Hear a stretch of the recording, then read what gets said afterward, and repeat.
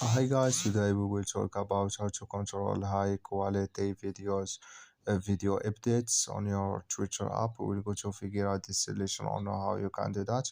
All you have to do is to just go up, you will click here on app in this picture, then it's going to show for us window like this, and you just go down, you click here on settings in support, then you click here on settings and privacy, and it's going to take us here in next window, then you just go down, then you come here to accessibility display and languages, you come to next window here, then you just click here on data usage, and you come to next window here.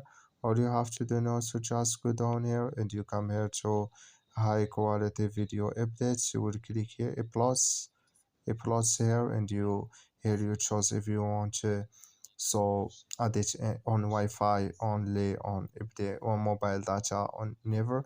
So that's all you have to do. Thank you for your watching. Don't forget to support as well, like and subscribe.